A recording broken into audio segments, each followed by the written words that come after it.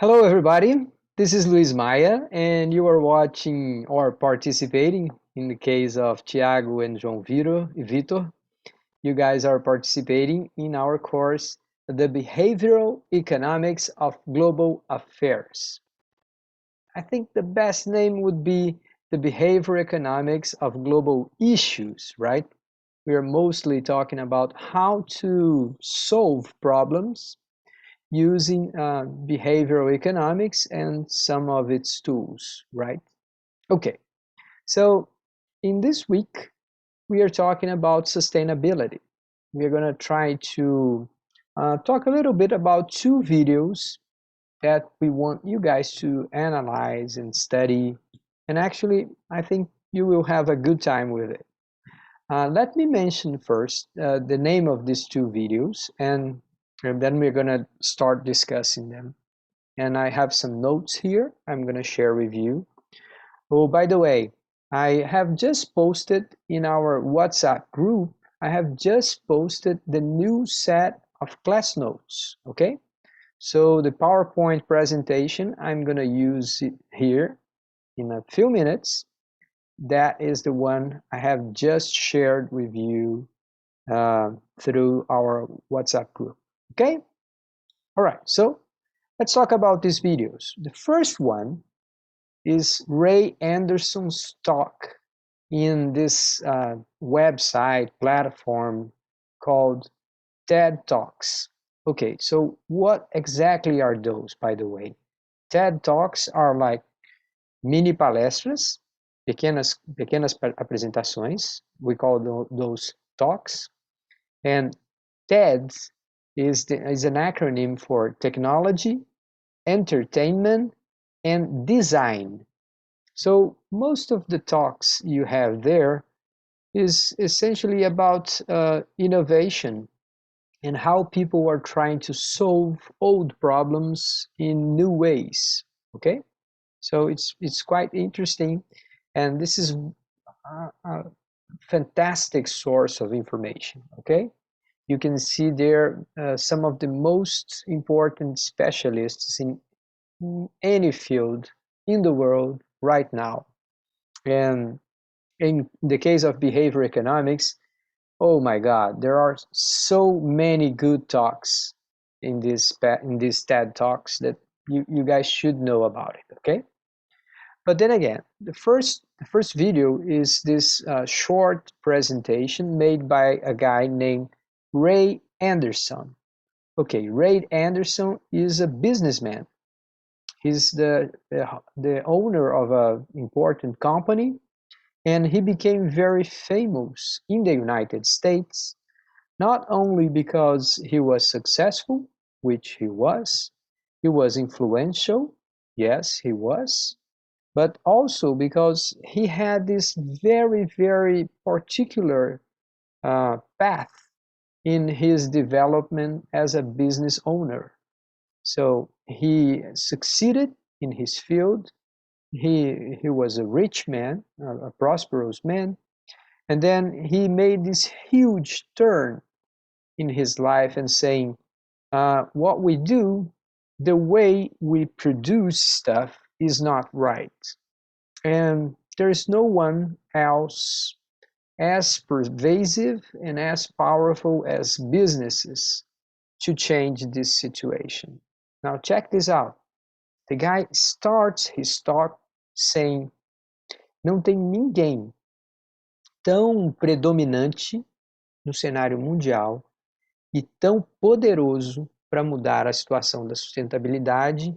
Ninguém é mais predominante e poderoso para mudar essa situação do que as empresas.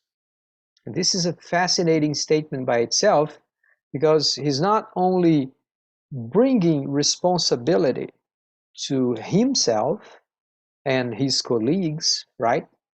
Other companies, but he's also trying to say, we are not going to get out of this mess if companies don't join. I mean, if they don't participate in the efforts to create sustainability.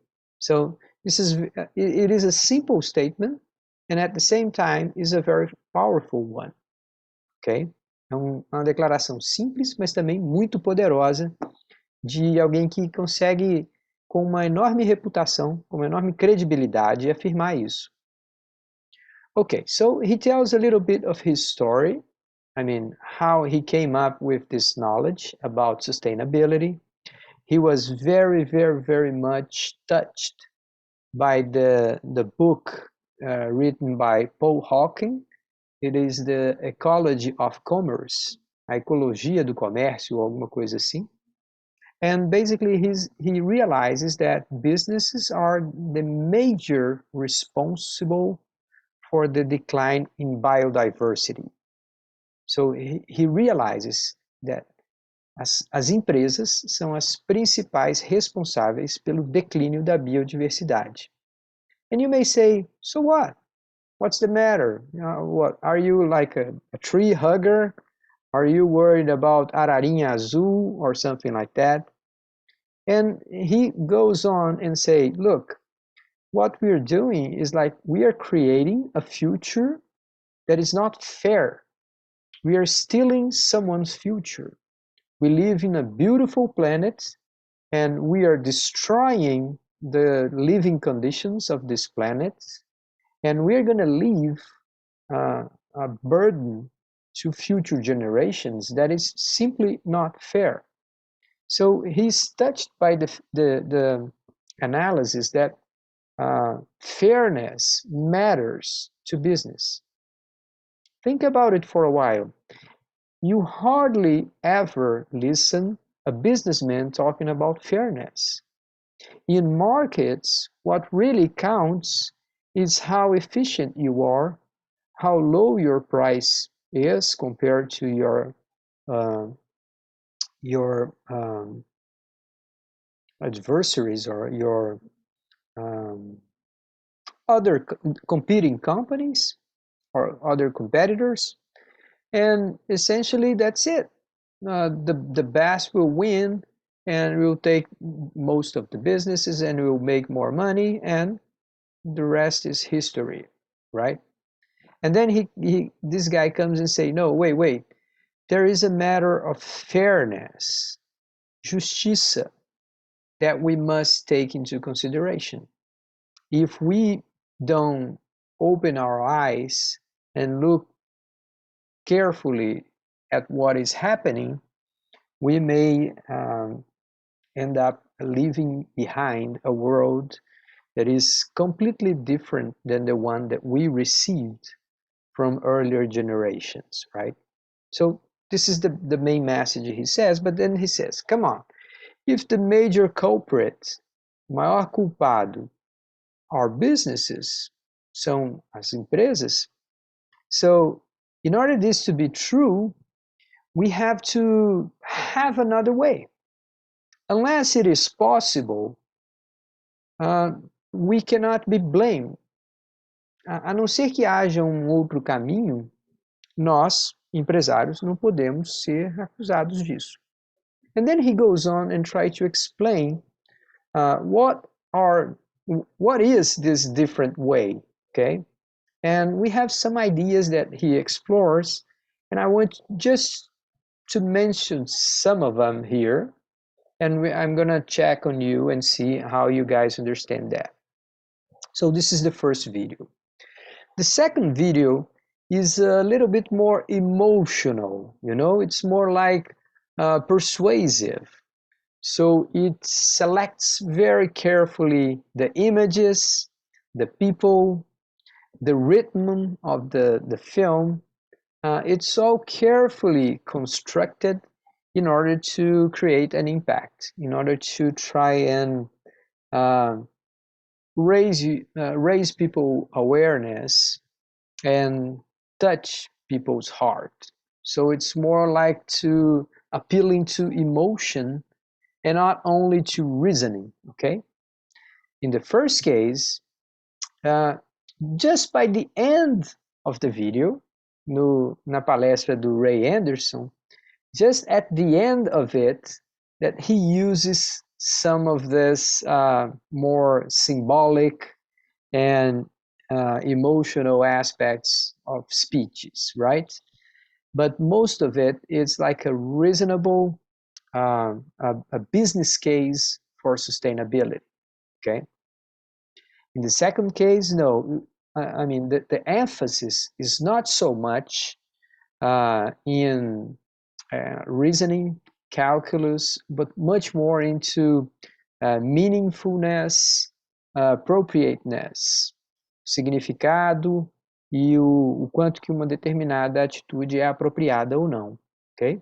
So, a very different takes on the same issue. All right?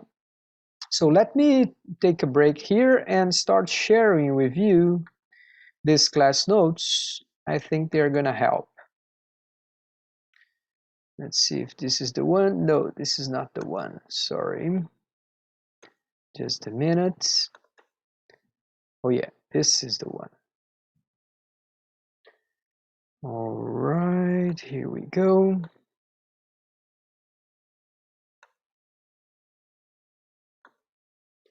Please confirm to me that you can see organizational behavior and behavior economics. Yeah, I can see clearly. All right, thanks. Okay, guys, so what we got here, I should have said this first, but then again, we started our course talking about individual behavior, then we moved to a larger perspective, a larger focus, and we were talking about organizational behavior. Last week, we talked about the garbage can organization, right? Or the garbage can behavior in organizations. So we talked about how organizations can behave in irrational ways, sometimes. And the point was not to say this is a bad company. The point was to say any company, no matter how good, how well managed it is, any company will behave like that at least part of the time. Okay, so that was the main message in garbage can model, also known as organized anarchy. This is the other way we call it. Sometimes people call it anarquias organizadas. And just to refresh your memory, só para relembrá-los aí um pouquinho, there were three characteristics of organizational organized anarchies, right? Or garbage can organizations. First one is that participation is variable. Sometimes people show up, sometimes people engage in subjects, in discussions, and sometimes they feel like they don't really participate, they don't have a stake at it, and they are just passing by. The second characteristic is that technology is uncertain. So each person in the organization has a different take on how things should be done, right? So it's kind of a incompatible way, right? Se cada pessoa tem uma maneira de trabalhar, de agir, isso fica difícil para uma empresa funcionar. And the last thing is like preferences, well, they are not stable and known and easily perceived by everybody, right? So even preferences, people preferences change a lot. So if preferences are changing all the time, if participation is irregular, it's variable, and if technology is uncertain, well, it turns out that many times people don't solve problems. They work, and they don't get to do anything meaningful, right? So this is not a characteristics of a poor company. This is something that could arise in no matter how well managed company you take, all right? Okay, so we're actually discussing how companies, how organizations work. And in this week, we want to focus on a very specific issue, which is sustainability. Now, we are at the beginning of the 21st century, and by now we have all heard about all things that must change, how the market for energy is expected to change in a couple of years, maybe in 10 or 12 years. We are hearing all the time about climate change, global warming. We talked about that all the time. And we're going to try to look here at how companies can perceive and can deal with that. The very first reaction that business people have regarding sustainability is to look at it as additional costs. A reação mais comum dos empresários, das pessoas, dos gestores, é de pensar na sustentabilidade como sendo custos adicionais. And we're going to try to check if that hypothesis is correct, okay? Basically what Ray Anderson did was to say, I'm gonna test this hypothesis. Ele foi lá e falou, eu vou testar essa hipótese de que a sustentabilidade custa mais. And then he decided to take this huge journey into sustainability. But let's have a look at it here. Let me show you a few things that I selected for our discussion. Okay, so here's the guy, Ray Anderson. I want to mention that this is like a 10 or 12 years old talk, right? So this is probably 2008.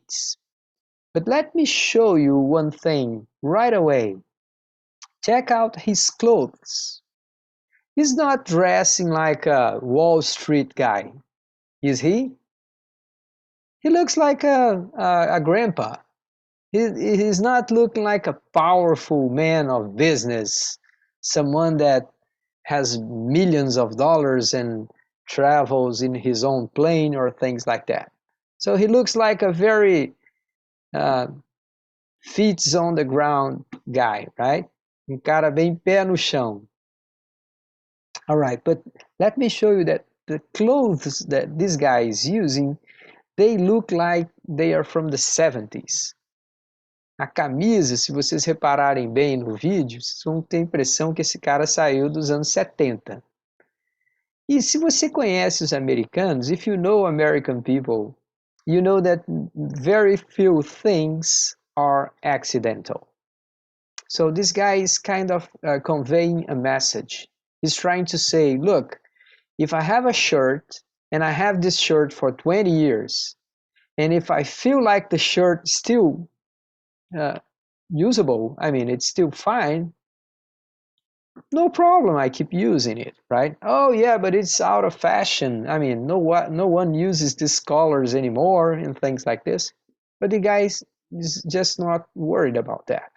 So in every little aspect of this talk, you can see some sort of message, okay?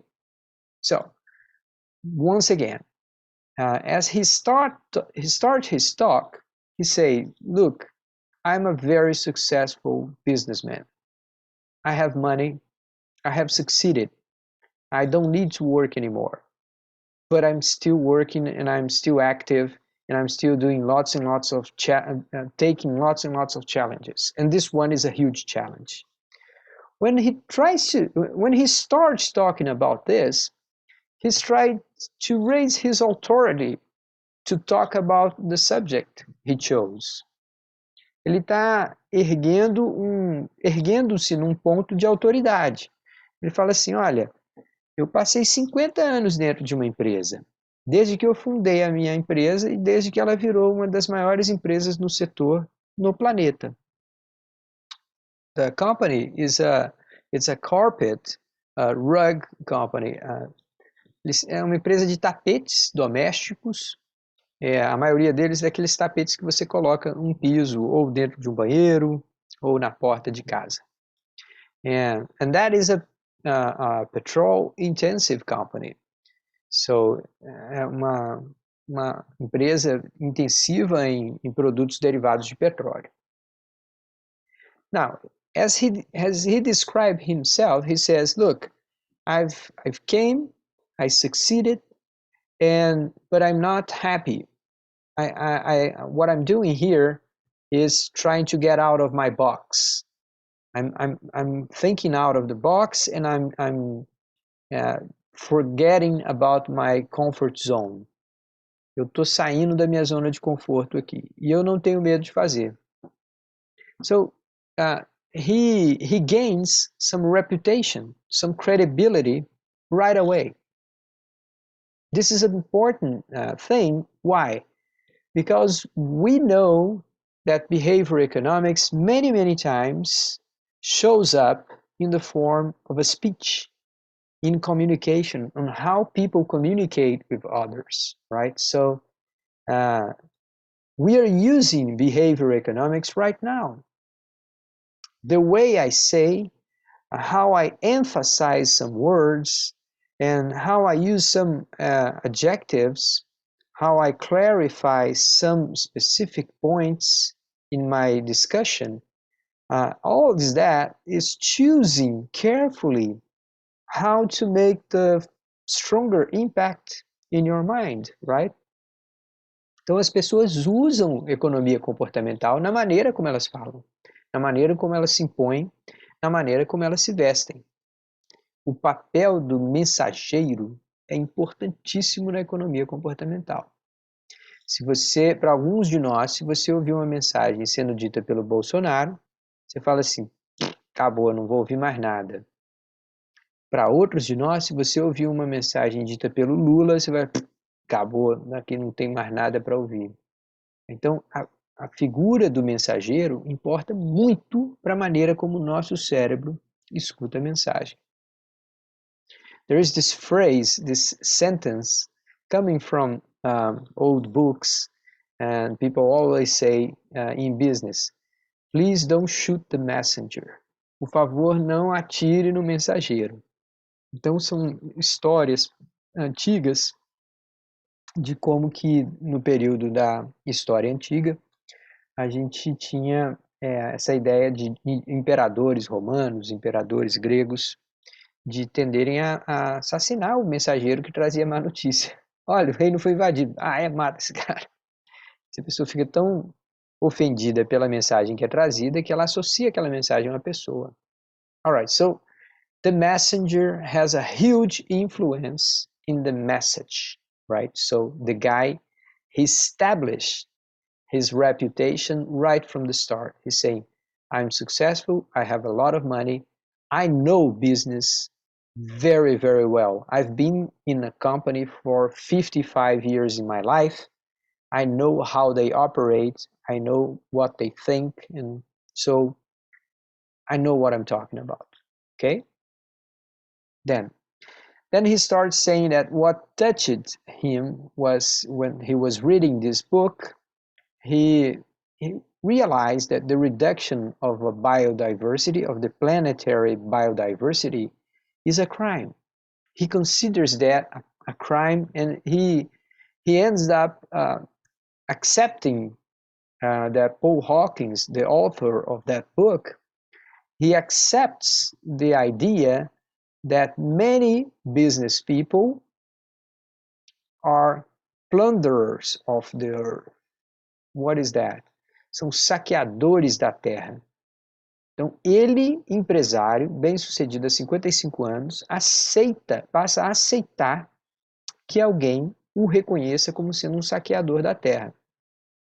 What he's basically talking about, how companies take natural resources, they exhaust them, and they dispose of them many times, even not taking care of how disposals are just eliminated or thrown at environments.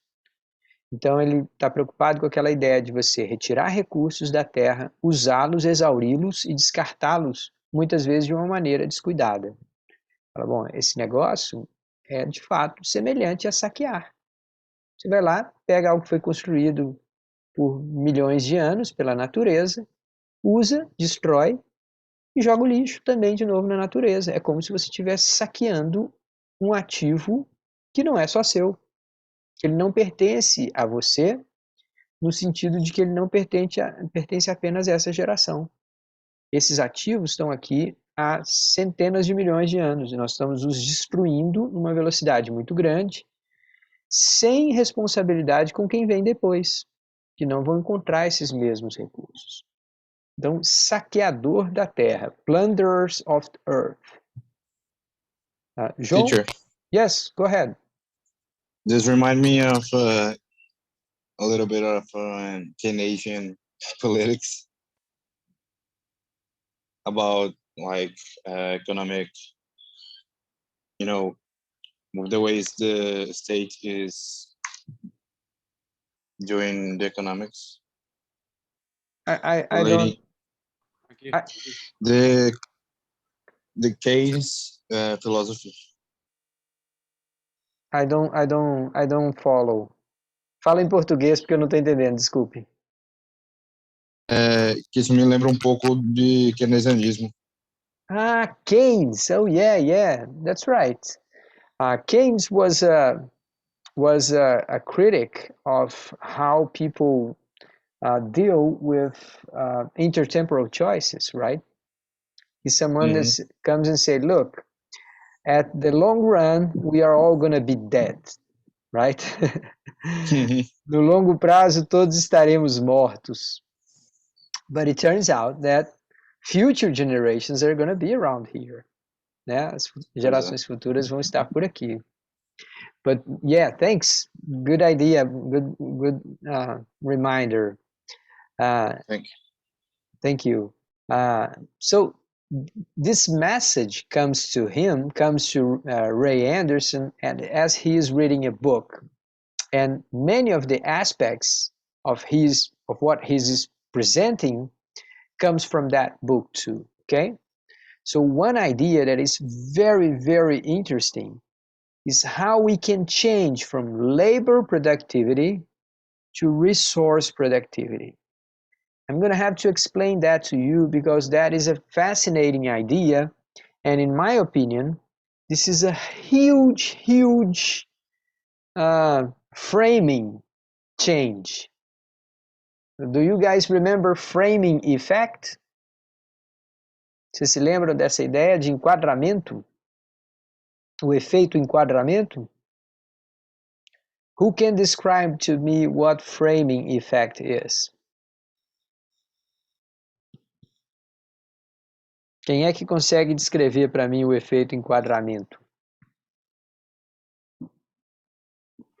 Eu não lembro não, Maia. Tá, é assim, a gente tira conclusões distintas da maneira como uma mensagem é apresentada. Se eu falar para você assim, pessoal, olha, essa droga aqui, ela salvou a vida de 90% das pessoas que estavam sendo tratadas dessa doença. Você fala, pô, que massa, nossa, a droga é muito boa. Aí se você apresenta a informação para essa pessoa, olha gente, essa droga aqui matou 10% das pessoas que tomaram. A pessoa fica, será que eu... Sei não, hein? 10% é muito. It is the same information, but if you present it in different ways, you're going to get different results. So this is the framing effect. Now, check out this idea, and then let's see how large a frame this is, okay? So first, let's describe labor productivity. Labor productivity is the fundamental law of business, right? If you go back to Adam Smith, if you go back to Karl Marx and all those classical guys, so what they're talking about is this. Companies are very good in increasing how much ends up being producing over 1 hour of work. Cada vez mais, com o uso de ferramentas, técnicas, tecnologias, 1 hora de trabalho gera mais produto. That's the main message of labor productivity. The amount of production of products generated by the amount of hour worked, right? So he's saying, okay, this is good, but we have reached this level over which, if we go, it's not going to be human. A gente já reconhece hoje que não dá para tentar fazer uma pessoa trabalhar 16 horas por dia, 14 horas por dia. Ela morre, ela fica doente, ela não consegue essa batida. So there's a limit to how much you can extract from people. And this word is very strong, right? Extrair das pessoas é uma maneira cruel, muito utilitária de como que você reconhece o ser humano dentro de uma fábrica. Tá. But then he comes and say, labor productivity, we have to substitute that for resource productivity. So how much can I produce out of 1 ton of wood? How much can I produce out of 1,000 liters of water? How much can I end up producing? And just to give you an example, the largest beer company in Brazil is one of the largest beer companies in the world, Ambev. Ambev. Okay, so this is huge business, right? And these guys, basically like 10 or 12 years ago, they decided to check, to measure how much water they used inside the manufacturing process in all kinds of usages. So they checked, they measured how much water was used for each liter of beer. Quantos litros de água você usava em todas as etapas do processo de produção para cada 1 litro de cerveja gerado. And when they started measuring that, the number was like 5.5, 6 liters of water to produce 1 liter of beer. So it was a huge amount of water that was wasted, was used, but not very efficiently in order to get the beer produced, right? So they started improving the production processes, and they end up reducing that number to lower than 3. So it was like less than half of what was used. Now they produce 1 liter of beer with less than 3 liters of water in all kinds of process, right? It's not only as something that you clean your facilities, you wash your hands, all usage of water. Now, for a beer, the quality of water is very important. We have a beer company here in Itapissuma, essentially because the water there is very good. Nós temos essa fábrica de cerveja aqui em Itapissuma, porque a qualidade da água é muito boa. But most of the companies in this business, they don't think that the amount of water is important in terms of financial costs. O custo do litro de água, em termos financeiros, não é importante. Então, do ponto de vista do resultado financeiro, gastar muita água ou gastar pouca água fazia pouquíssima diferença para o bottom line, para a última linha do balanço, para o lucro líquido. So the bottom line, a última linha do balanço, ou em outras palavras, o lucro líquido, was not affected by how much water you used. So they basically wasted water for a very long time. And then notice what we have here.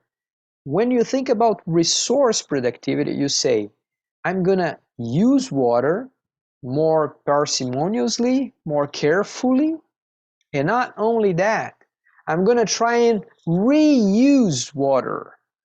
I'm gonna try to take water that was wasted, treat it, and use it again. So you have different waters in the production process. You have first use water, you have second use water, and you have third use water. Então, if you visit, for example, the petrochemical industry in Camaçari, o polo petroquímico de Camaçari, you have like, I don't know, maybe 50 companies there. And these companies, all of them work with petrochemicals and derivatives of petrol in their companies. And they use a lot of water too. And what actually ends up happening is that one company purchases water from another. Depending on the kind of processes you have, you can use second use water in your production process. Você compra uma água usada. Você compra mais barato, aquilo tem uma certificação, você tem benefícios às vezes fiscais para fazer. But then they are trying to, once the water gets into Camaçari, they say, okay, we're going to use it as much as we can before we dispose of it. Nós vamos usar esse recurso até o máximo da sua capacidade antes de descartá-lo. And when you do that, the idea is not to make materials suffer. Você não está extraindo, torturando os materiais. Você está evitando que mais material novo entre no sistema. So you are trying to reach out to the environment and take more. You avoid taking too much from the environment, right? So labor productivity versus resource productivity, that's a very, very important message. And unfortunately, I don't think many people talk about this in our economics classes. Vocês já ouviram falar de produtividade dos recursos em contraste com a produtividade do trabalho em alguma outra disciplina do nosso curso de economia?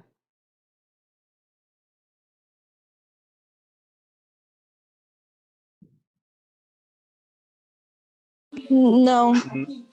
Não que eu lembre, professor. Não que eu lembre. Ninguém, cara. A gente fala sobre produção verde, a gente fala sobre sustentabilidade, a gente fala sobre destruição do meio ambiente, mas a gente não fala sobre como que as empresas podem fazer para reduzir o seu impacto ambiental. E uma das maneiras que elas têm feito, e têm sido muito bem-sucedidas, é investir pesadamente em resource productivity. Now, the guy explains that for a long time, technology meant a faster way to use natural resources.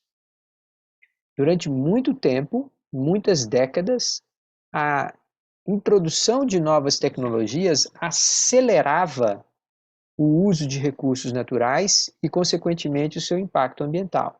So, as much technology you use, the larger your impact in terms of bad things, right? In destroying environment. So he says, now it's about changing the position of technology in the equation. Now we want to have technology so that as much technology you have, the smaller impact you have in the environment. So something is in the numerator of a ratio, you have to bring that to the denominator. So basically how he explains that. We have to have technology being a way of saving resources, okay? Then he ends up talking about this mountain sustainability, like the goal was to have zero impact in the environment. So it's amazing the story that he guys tells. He says, look, we want to use recycled rugs, recycled carpets in order to reuse them and create new products. But there is none. There is not a market like that. So they end up hiring people to go to disposal areas and to search for material. Os caras chegaram a contratar equipes para irem para os lixões e retirar material que podia ser usado. Obviously, as time goes, they created reverse logistics, right? How to take old carpets from people's house and giving them some kind of discount for the material as a way to start paying for a new product, right? So these things have evolved like that. But then again, it's all about not stealing someone's future. It's all about how fair we want to be with future generations. What is surprising about Ray Anderson's arguments is that he doesn't reach for emotional aspects of choice before the very end of his talk. Most of his talk is essentially about logic, about business arguments, business case for sustainability. He's trying to say, we have a better way of doing business. We can make more money, we can be more profitable with less environmental impact. So we should do that, right? So then again, this guy became very, very famous. He was portrayed in the front of most important magazines in the world, like Fortune, like, I don't know, Times and things like that. And he died. Unfortunately, he died like a few years ago, maybe 5 or 6 years ago. He died out of a cancer, but then again, nothing related at all to what he had done. It was just because he actually was old. Okay, so that was the first video I recommended to you.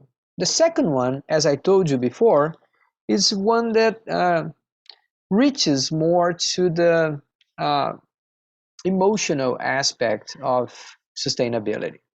But there are some very interesting arguments here too, very good points that this video does. Okay, so it's worth taking a while. I mean, it's kind of a slower film. It's something that you have to sit and enjoy. It's not like a very productive explanation. It's more like appreciative, you know, like you look, you think, oh yeah, yeah. So it's more like a food for thought, right? Alimento para ficar ali reminiscências, pensando um pouquinho sobre o assunto. Ele é um pouco mais lento esse vídeo, tá? Mas ele tem algumas coisas muito boas, eu vou tentar destacar algumas coisas aqui.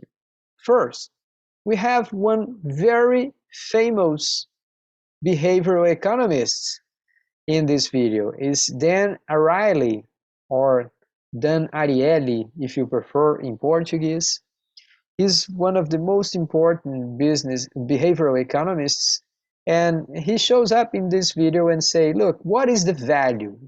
What is the value of something, right? In economics, in conventional economics, we say how much you pay for this good. And people say, oh, I paid R$ 5 for this beer. Eu paguei R$ 5 por essa cerveja. And people say, okay, so that's how much it is worth. But that's not true. I mean, if you study microeconomics very carefully, you know that we have something called consumer surplus, o excedente do consumidor. Algum de vocês poderia me explicar do que se trata o excedente do consumidor? Quem gostaria de tentar?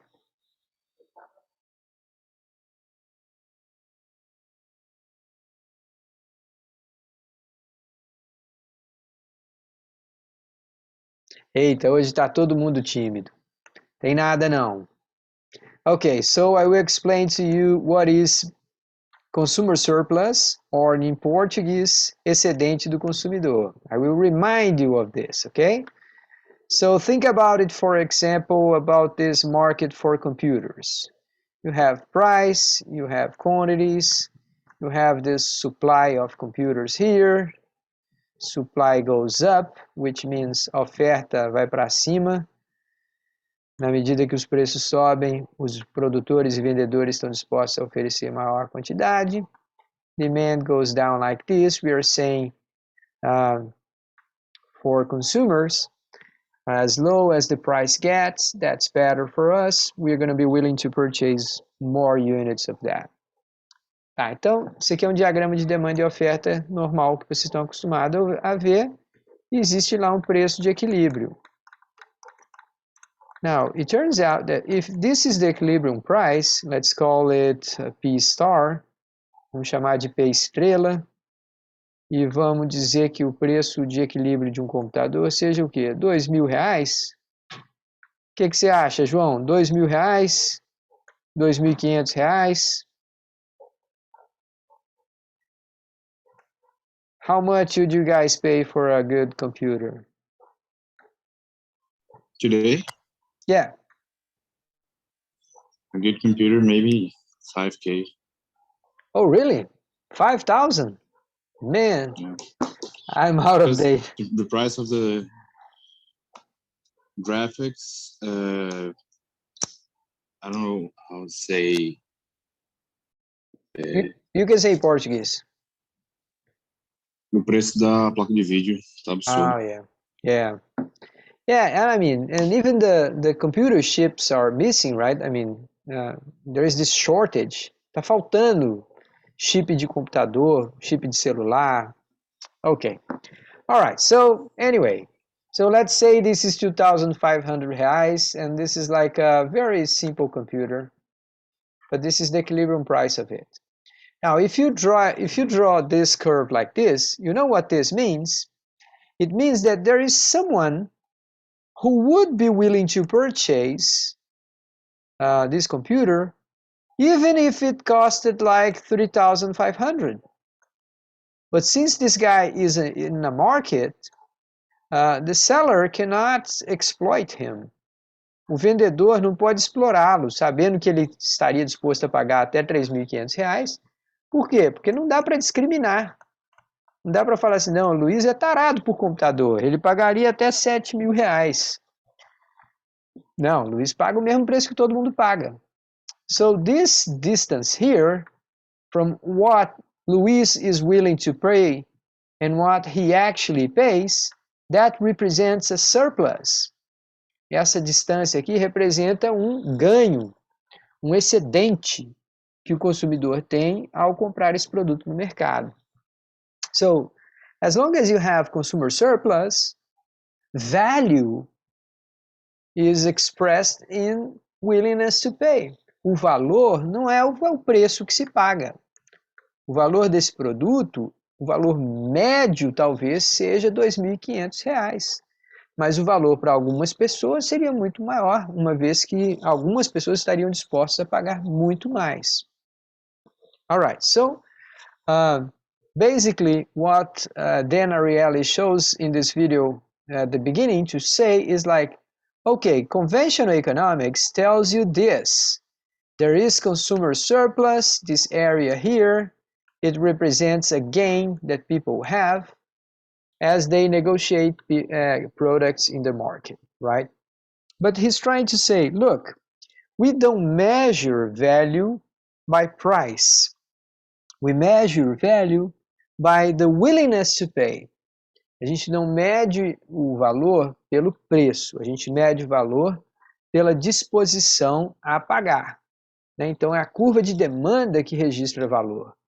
Não é o preço de equilíbrio do mercado, porque o preço de equilíbrio é um preço que, na verdade, ele é mais baixo do que a maioria do que as pessoas estão dispostas a pagar.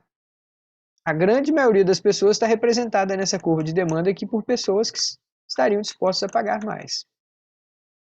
Só vai ter algumas pessoas aqui na redondeza do ponto de equilíbrio que vão estar pagando mais ou menos aquilo exatamente que consideram o valor. A maioria das pessoas vão ter ganhos. So he comes and say, all right, so in conventional economics, what determines the value of things is willingness to pay. But then he started talking about some experiments that behavior economists have performed, showing that people don't act like that. If I tell you, look, if I tell you that this bottle of wine here, I'm gonna serve you a glass of wine. Eu vou te servir aqui uma taça de vinho, and I'm gonna give to you.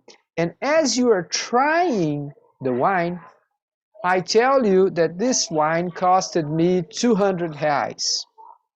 Eu digo para você que essa é uma garrafa de 200 reais que custa essa garrafa. If I tell you that, you're gonna try it and you're gonna think like this is a great wine. Yes, this is the best wine I have ever tasted.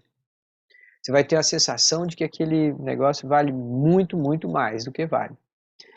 But I can lie to you. Eu posso mentir para você. Eu posso te falar que aquele é um vinho de 800 reais, eu posso falar que aquele é um vinho de 30 reais. Então eu posso falar assim, ó, você vai provar agora 5 vinhos, ou 3 vinhos, e todos eles estão na faixa de 100 a 150 reais. Oh, wow, this is very good wine. Yeah, more than 100 reais. Wow, yeah, this is good wine. But I don't tell you is that one of these 3 wines is actually the cheapest you can get in the supermarket. So I blend in, I mix there one very cheap wine. And as people are trying, they cannot tell the difference. If they do, many times they make mistakes.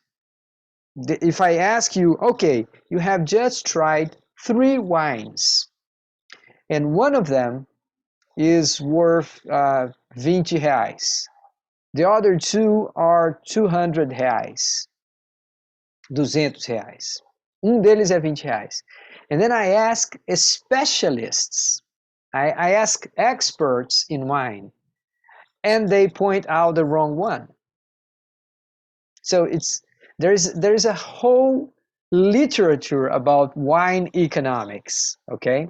But what behavior economists come up to say is that we have a very different than rational way to deal with price and value.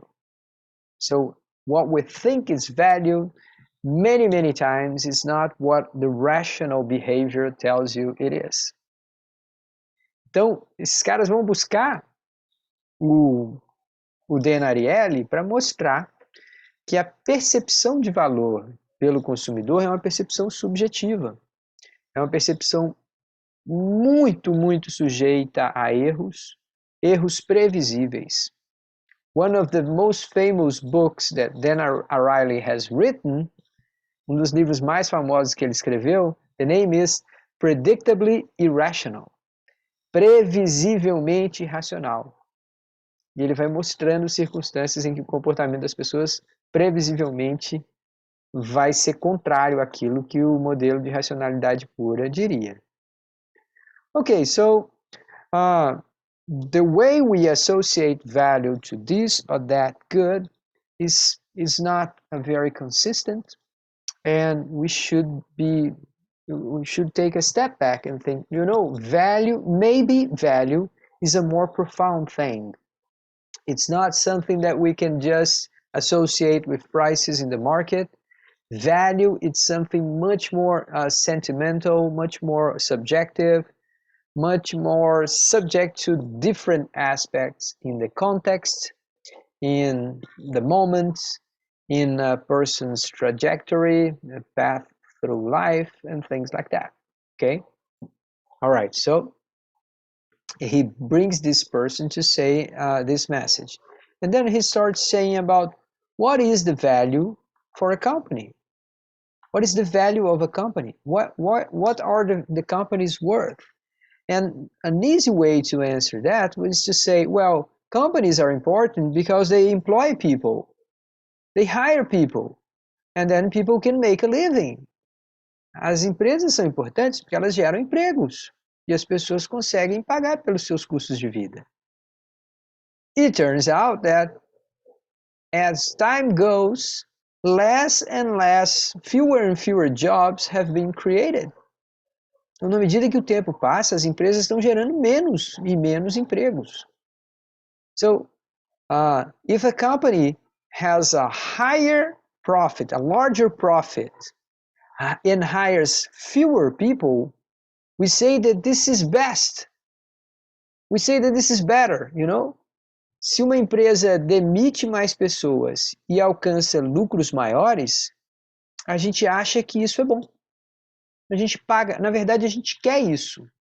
Como investidor, a gente quer que a empresa tenha lucros maiores no matter what. Não importa o que, não importa de que maneira. If we do that, are we really interested in the value of businesses or just in the amount of money they make? So, how much would you, João, Nathalie, Tiago, how much would you be willing to pay more if you knew that this company was like a company that is very fair with its employees? Se você souber que você está comprando um produto de uma empresa que é super preocupada com os seus empregados, que oferece plano de saúde para todos eles, que os trata de uma maneira humana, que oferece benefícios adicionais que não estão no contrato. Would you pay more for the product of this company than other? Vocês pagariam mais por uma carne bovina que não tenha sido gerada com tanto sofrimento do animal? Uma das coisas mais horríveis de se ver é o abate de bovinos, tá, gente? É uma situação muito cruel, a maneira como se faz o abate. Go ahead. Esse exemplo para mim foi bacana, porque assim, eu sou vegano, né? Então, assim, a minha concepção de consumo mesmo é nessa linha. Eu procuro consumir apenas produtos que eu reconhecidamente sei a proveniência, né? E os valores que as empresas desses produtos me entregam é o que vale para mim. Então, eventualmente eu pago mais, sem dúvida nenhuma. Yeah, I mean, this is a good news. I mean, I like to hear that, Thiago. But it turns out that many people say, not you, many people say exactly what you say, but then when they go to the supermarket, they don't do what you say. Tem monte de gente que fala que é a favor de defender os empregados, que é a favor de, né, lutar pelas causas justas, de defender o meio ambiente, de ter ambientes de trabalho menos exaustivos, menos desumanos e tal, mas na hora que vai... Eu percebo muito isso. Eu percebo muito isso, assim, até no círculo, inclusive de veganos, tá? E é isso, mas assim, eu pessoalmente, assim, às vezes eu nem entro mesmo nos supermercados, tá? Eu procuro adquirir mesmo do trabalho artesanal, do produtor local, do produtor regional, enfim, diretamente do produtor. Então é uma lógica já realmente um pouco tentando sair do sistema, né? Tentando quebrar um pouco esse sistema. All right. You got us very important elements there, Thiago. You see, there is a system. We operate in a system, and it's not only economic. It is social, it is cultural, it is institutional. I mean, we operate in a system, and sometimes we don't realize how much we are stuck with conformity. Às vezes a gente não se dá conta o quanto que nós estamos preso a um padrão de conformidade. It is very difficult for us as this social animal. It is very difficult for us to diverge. So you, Thiago, just came up with this example about how you eat, but you probably use tennis shoes. You probably cut your hair short. You probably use shirts in the colors that every one of us uses. I mean, I'm not trying to put you on the spot here. That's not my point. My point is to say, for any of us, it is natural to do things that people were doing. It is only natural. We feel that it is okay. And if many companies do some things, any new company will say, okay, that's the way we work. Yeah, that's business. We don't care. We have to make money. That's our social role. Esse é o nosso papel social, é fazer lucro. Many people thought like this even a few years ago. Até poucos anos atrás, muita gente ainda pensava que o único papel social da empresa é fazer lucro. Hey, João Vitor, who is the guy who said that? Do you remember? It's not Keynes. I don't know. The guy, okay, Maybe so I'll give the chance to other the people guy, here. No, give me a tip. Okay, so this is the guy who said the only role of business is to make profit. O único papel social dos negócios é fazer um lucro. Can you guys guess who was this economist? A very famous economist. A liberal one, kind of father of all the liberals. Milton Friedman. Milton Friedman.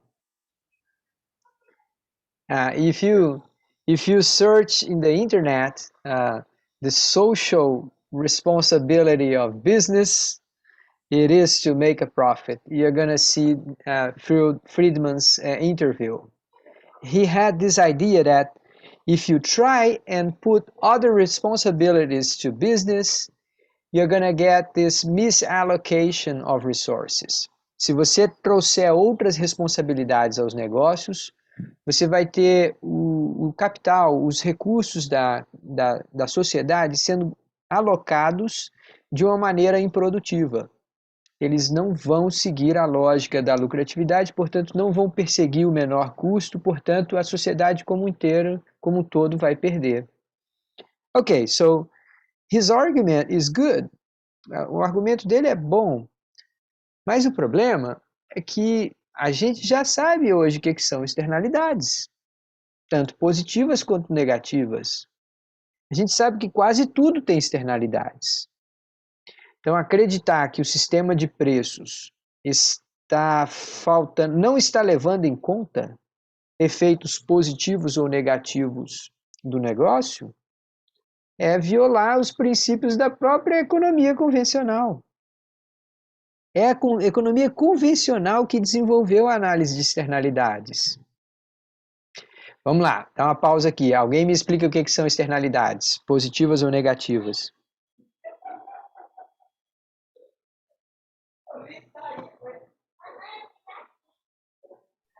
Eu entendo como variáveis que influenciam diretamente no modelo, né, econômico que a gente está trabalhando, variáveis que não estão sob nosso controle, né? Vai por aí, mas vamos lá. Se uma empresa de tinta, produtora de tinta, se ela, para produzir tinta, ela emite um poluente venenoso, tóxico no ar, as famílias em volta daquela fábrica, com o passar dos anos, vão tendo câncer. Só que ninguém vê, ninguém nota. Elas vão morrendo muito distante, muito aos poucos, e ninguém associa o efeito negativo daquela.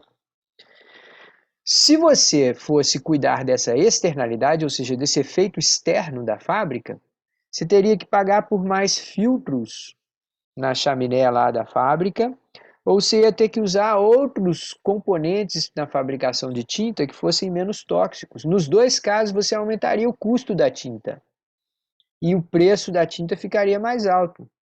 Só que nesse caso, o Milton Friedman não tem razão, porque o preço da tinta antes desse filtro na fábrica, ele estava artificialmente baixo, porque ele não incorporava uma externalidade negativa gerada, um dano gerado a terceiros. Então, o preço estava artificialmente baixo.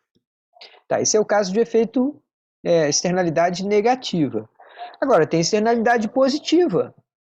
Então, se uma empresa... tem esse documentário, The High Cost of Low Price, o custo alto do preço baixo. You can see this at YouTube. Please take a note about this. You're gonna like this one. O alto custo do preço baixo. The High Cost of Low Price. It is a documentary about Walmart. Então, é um documentário sobre uma das maiores cadeias de produção e varejo do mundo.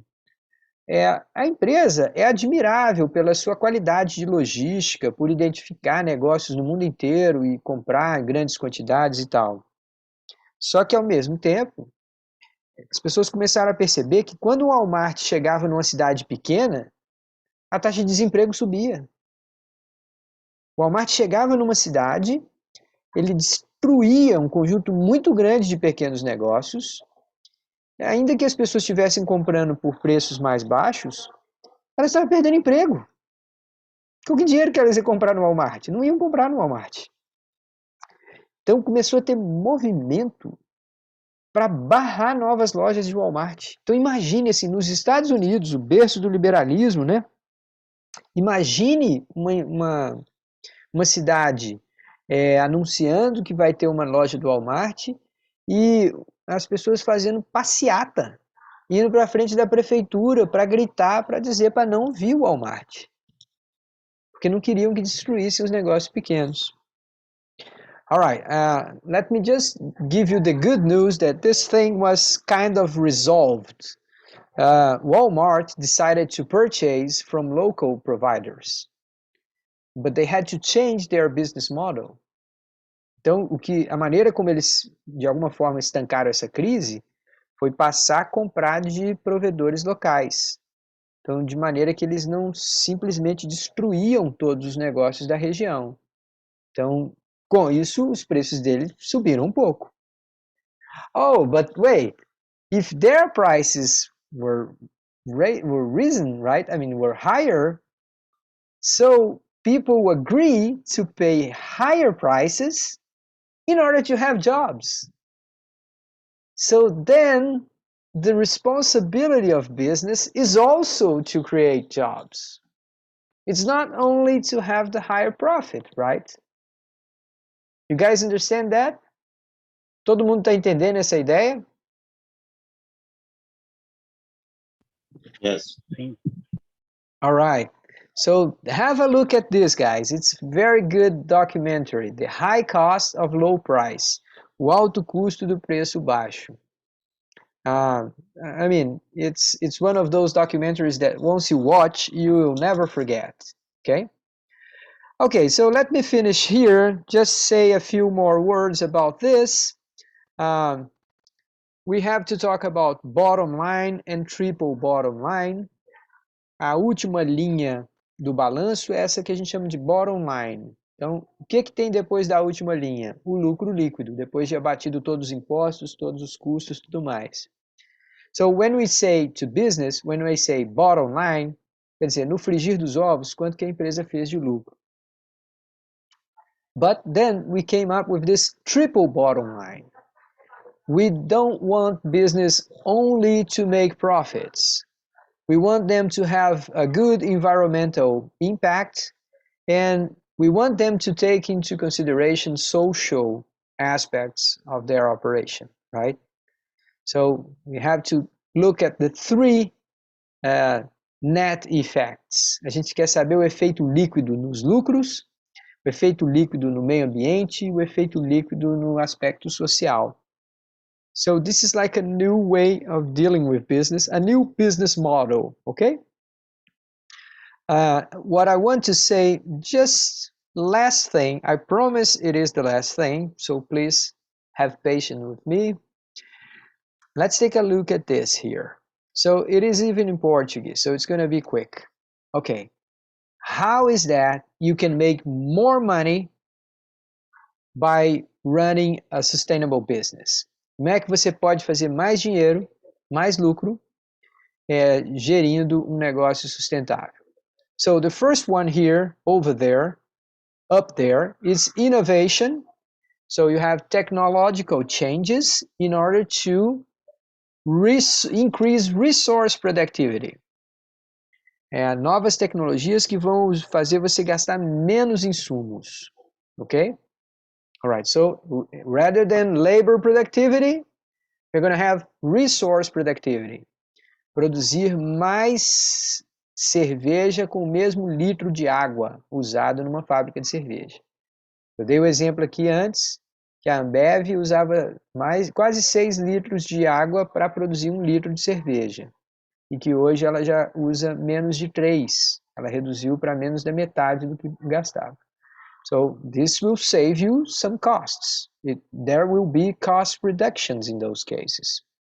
The second way to make money, more money, running a sustainable business, you have access to cheaper capital.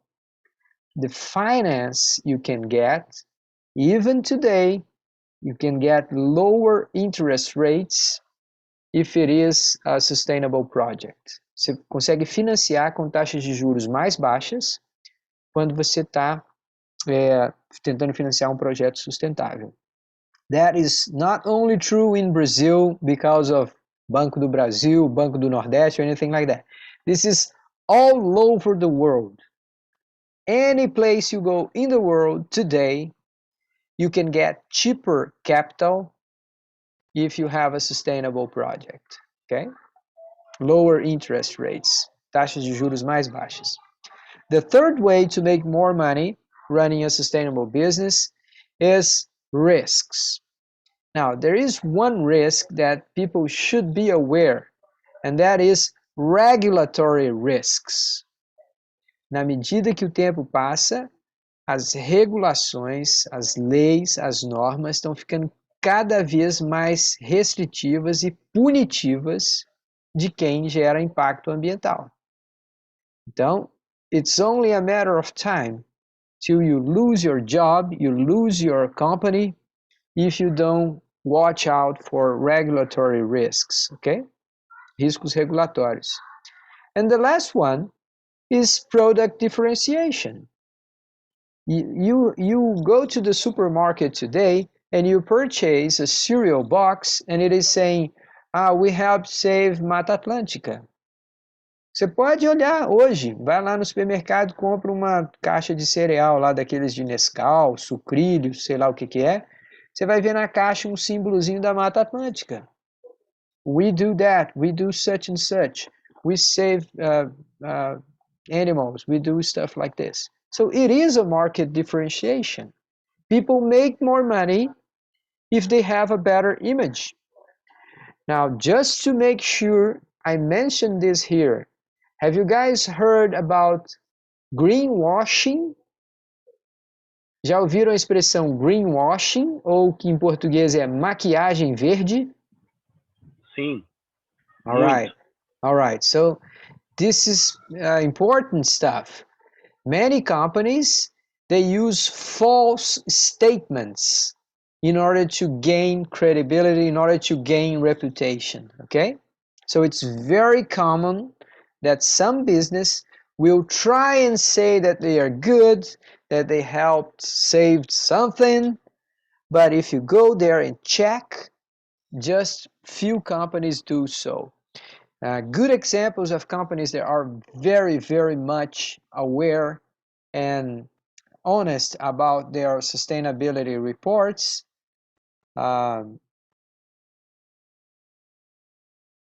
Boticário, And what is the other one? The same in cosmetics too.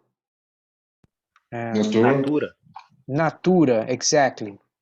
So those are largest companies in cosmetics in Brazil.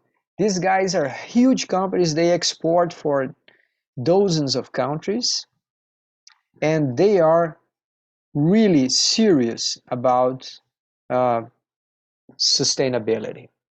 They not only adopt technologies that save resources, and they try to operate collectively. They actually try to raise money to important causes, social causes, communities. Those are two companies that are worth knowing. Pode falar, João. Diga lá. Other examples of companies that I think are sustainable. I think Klabin and Suzano. That's true. Yeah. We have some good examples in the Brazilian landfill. I mean, some companies have made a real revolution here. Braskem, I think you have like some very good examples too. Unfortunately, Vale do Rio Doce is a terrible case of distrust, right? I mean, for a long time we believed that Vale do Rio Doce was a responsible business, and over the last 5 or 6 years, it was a huge disappointment, right? I mean, what these guys have done, it's like unforgivable. It's amazing that we still accept them to operate. It's amazing. All right, guys, this is it. It's 8 o'clock. I have to let you guys go. Thank you for participating. I'm going to stop recording now, and I'm going to be around here for a few more minutes if you want to exchange some ideas, comments. Okay? Thank you.